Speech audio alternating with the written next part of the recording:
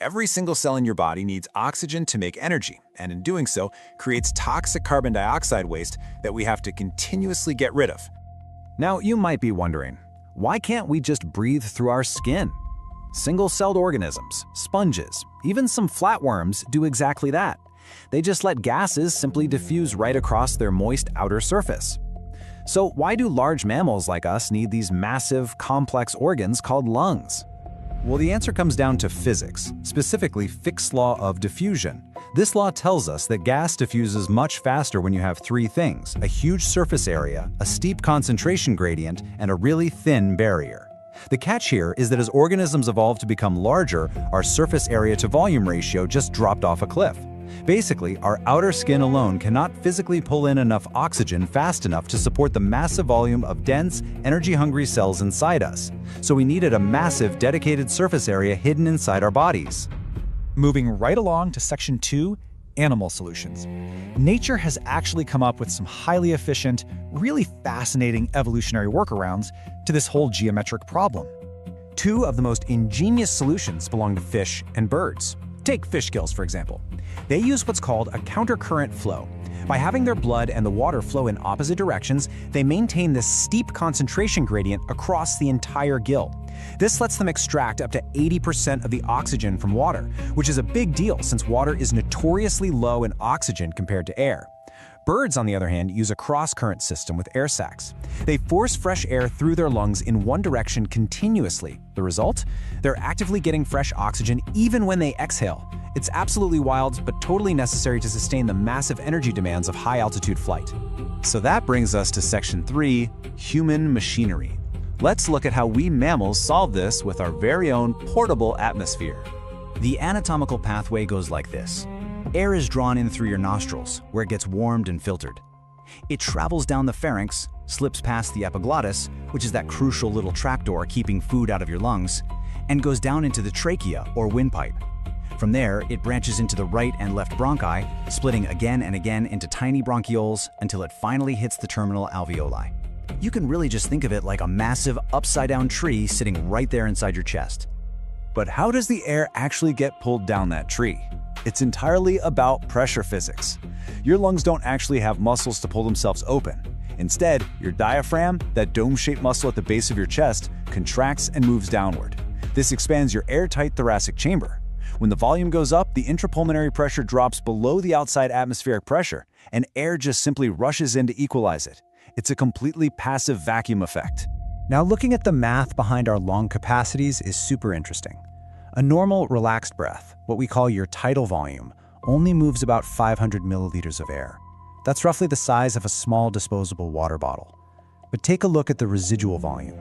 Even if you forcefully exhale as hard as you possibly can, you literally always keep over a liter of air trapped in your lungs. And this is vital.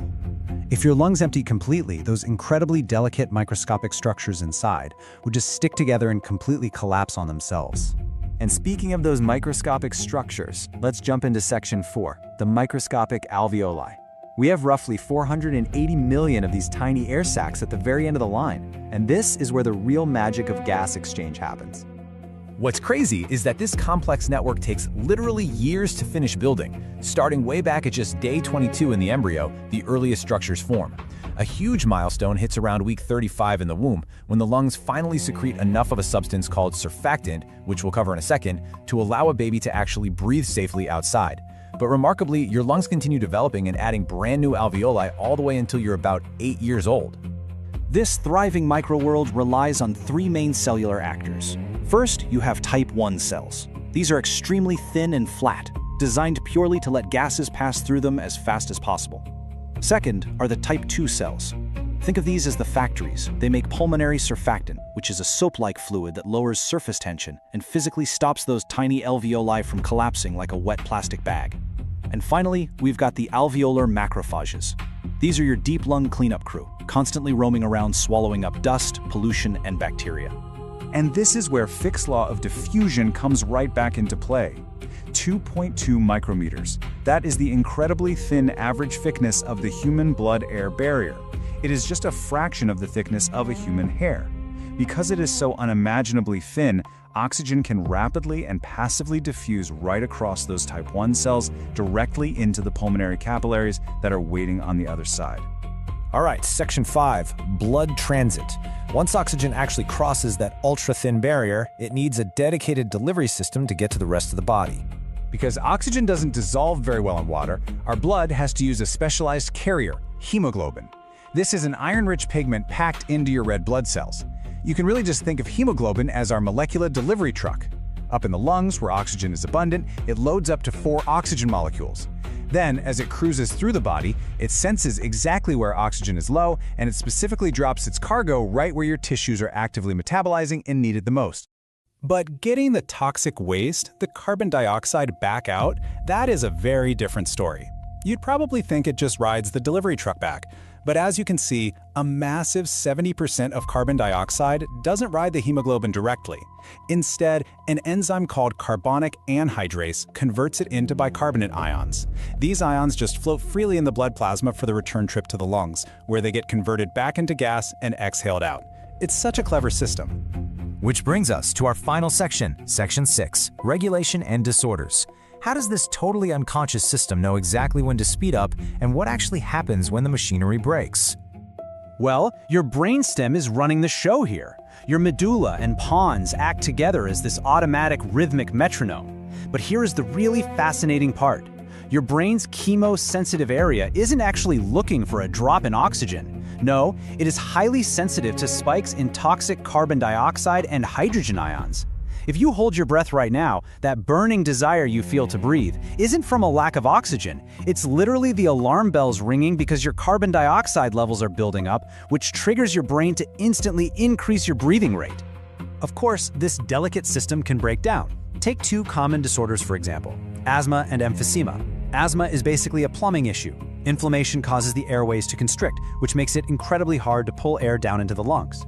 Emphysema, on the other hand, which is so often caused by cigarette smoke, is a total architectural collapse. The delicate walls of the alveoli are permanently destroyed, which drastically reduces that massive tennis court-sized surface area.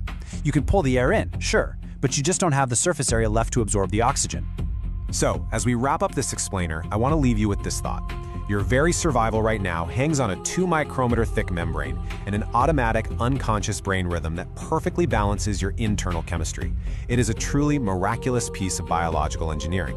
So, knowing all of this, how well are you treating your incredibly complex respiratory engine today? Take a deep breath and just appreciate the machinery at work.